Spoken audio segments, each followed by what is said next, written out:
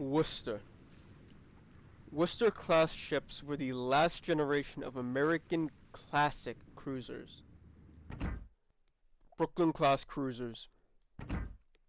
The first modern Brooklyn-class light cruisers of the United States Navy in the early 1930s were the world's only representatives of their type that could unleash a 15-gun salvo with their 152mm or 6-inch main battery guns. Effective automation of their 5 triple turrets provided up to 10 rounds per minute for each barrel. The last two of 9 cruisers in the series, St. Louis and Helena, were the first American capital ships to carry the latest anti-aircraft armament. Instead of 4 single 127mm or 5-inch 25 mounts, they had twin turrets with 127mm or 5-inch 38 Mark 12 guns that became the standard dual-purpose battery of the United States Navy's ships. Cleveland-class cruisers. The world's most numerous series of cruisers, the Cleveland-class, appeared because the United States Navy was short of time to create a new project. To hastily reinforce the Navy due to the outbreak of war in Europe in 1939, it was decided to take the St. Louis light cruiser project, the newest ship of the preceding Brooklyn class, with 2 additional dual-purpose 127mm mounts, replacing one of the 152mm triple turrets. 6 of these twin mounts, which were effectively positioned in a diamond-shaped pattern, enabled a concentrated AA fire of at least 6 guns in any direction. Atlantic-class cruisers. These 4 ships are often referred to as AA defense cruisers, but they were in fact designed to operate in conjunction with destroyers. The London Naval Treaty of 1936 restricted the displacement of light cruisers to 8,000 tons. An attempt by the Americans to create such a multi-purpose ship as a smaller version of the Brooklyn class with twin 6-inch turrets failed, as these mounts were not ready in time. Then, in 1938, a project for a small, high-speed cruiser Leader, armed with 8 twin dual-purpose 5-inch Mark 29 main battery mounts and torpedo tubes, was adopted. Dual-purpose Mark 29 mount. This 5-inch 38 Mark 12 gun could launch a 25-kilogram or 55-pound shell to a range of 15,800 meters or 9.8 miles and had a vertical range of fire of 11,300 meters or 7 miles. It also demonstrated an impressive firing rate of up to 15 to 22 rounds per minute. With these guns placed in Mark 29 twin mounts, the Mark 37 gun fire control system, and surveillance radar, the Atlanta-class ships carried the most powerful AA defenses among all World War II cruisers, although this role wasn't implied in their project. In Mark 32 mounts, these guns represented the dual-purpose battery of all U.S. cruisers, light, heavy, and large ones, during the war. Light cruisers armed with 127mm main guns. Atlanta-class cruisers suffered from being significantly overloaded and had poor stability. For this reason, a couple of main battery guns were removed from the wings of these ships, and 2 resulting Oakland-class cruisers lost torpedo tubes as well. To solve this issue, a project of a new cruiser was ready by the end of 1944. It was designed to carry new 5-inch dual-purpose guns with fully automatic loading mechanisms. Hull numbers starting with CL-154 were even booked to lay down a series of 6 cruisers. However, the creation of such artillery mounts was delayed, and the project was cancelled after victory was achieved in the war. Cruiser Austin. A project of light cruiser CL-154, it was created on the basis of authentic drawings dated 1945, similar to Oakland and Juneau, Atlanta-class ships, with the use of typical armament systems for U.S. cruisers of the 1940s and 1950s. As in real life, the main battery posed a stumbling point. Automatic 5-inch 54 twin mounts were never adopted by the U.S. Navy. Due to this, the mount was designed based on the Mark 42 mount, a similar single-barrel gun mount that was adopted into service in 1953 and widely used. AA cruiser with 152mm guns. The requirement to create a cruiser that would be capable of defending the fleet from attacks by high-flying bombers was put forward by the U.S. Navy in May 1941 in response to the losses the British suffered in Norway and Crete. The design assignment included armament comprising 12 6-inch 47 dual-purpose guns, a thick armored deck of up to 178mm or 7 inches, and no belt armor. By the summer of 1943, 7 options had been considered, although it had already become clear that the main threat was posed by dive bombers. A new menace had appeared: German gliding bombs.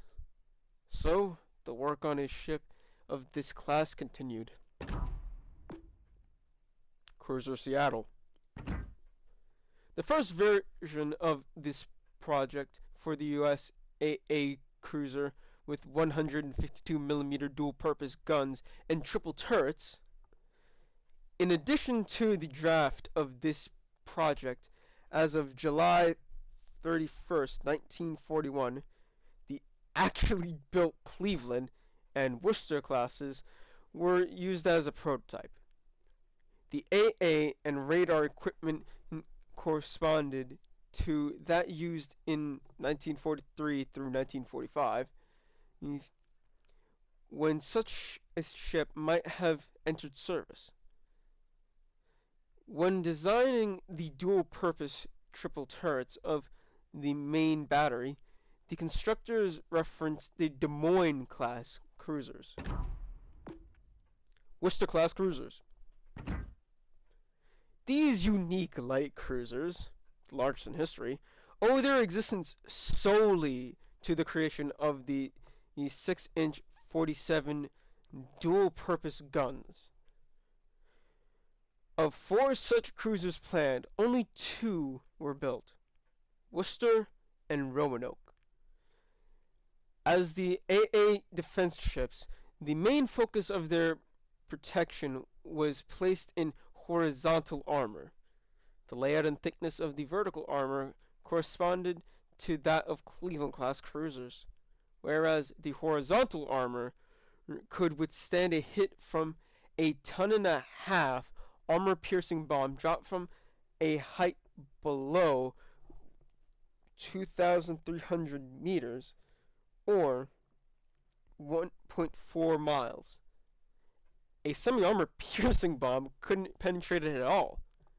But the main feat of the project was, of course, its weaponry. Mark 16 dual-purpose mount. The Mark 16 guns on Worcester were the same as those on light cruisers Brooklyn and Cleveland, but they had new breech block and loading mechanisms that was automatic and allowed the guns to be loaded at any elevation angle. The rate of fire was 12 shots per minute. Mounts with a electro-hydraulic drive provided fast elevation and traversing, and had separate elevators for armor-piercing and anti-aircraft shells. The firing angle of the end turrets exceeded 300 degrees. The maximum elevation angle was positive 78 degrees. Bravo to American designers for this mount. Worcester's GFCS. To control the main battery fire, the ship used 4 Mark 37 directors with radars, which proved to be excellent in the air defense, but didn't provide reliable target designation for surface targets over long ranges. But the Mark 16 guns had proven themselves in naval battles. However, there were no specialized directors on Worcester to control the process of firing at ships. They were replaced by 2 Mark 13 radars on the bow and stern superstructures in combination with optical rangefinders. These were the costs of the primary air defense function of the project. Commissioned between 1948 and 1949, the Worcester-class cruisers during their years of service were painted with the same standard Measure 13 camouflage pattern as other ships of the post-war U.S. Navy, haze gray with black tops for the funnels and mainmast. But alternatives always rightly excite our imaginations. For example, what would the ship look like during World War II in the MS-3_/18D camouflage, which was originally designed for destroyers, but was then adapted for heavy cruisers like Baltimore? Fortunately, Worcester didn't differ from them much in size.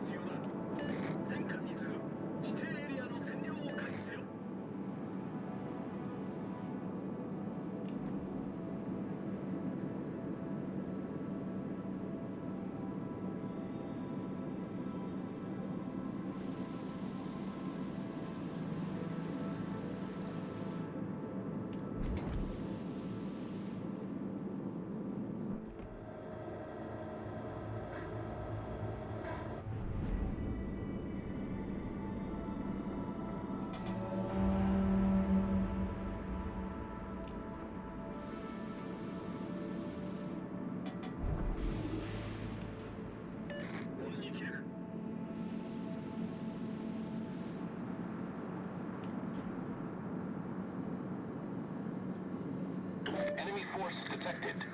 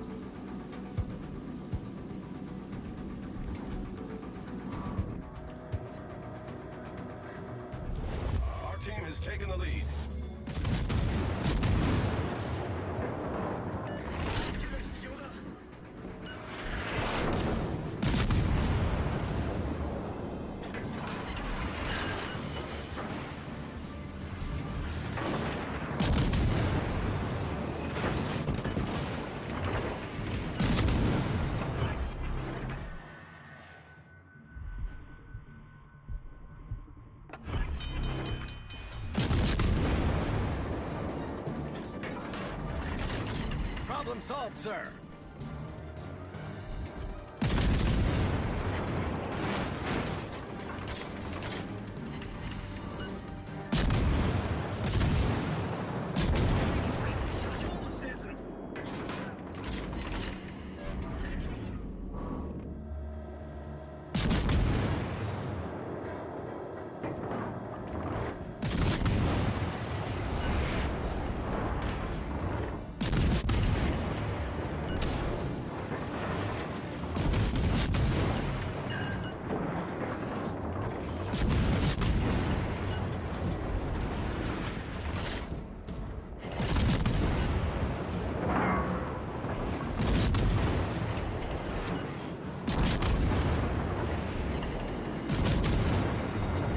On fire!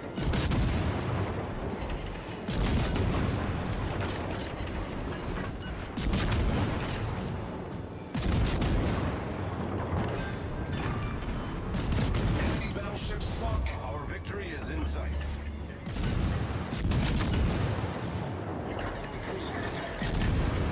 Problem solved, sir.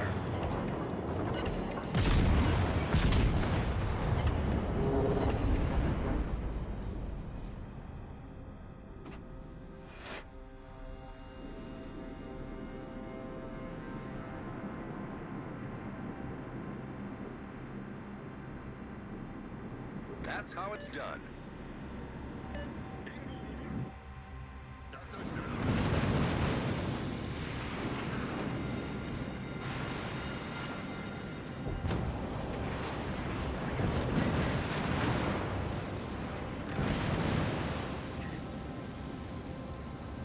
I need help. Всем, кто меня слышит, защищайте указанный корабль. Союзник, требуется твоя поддержка.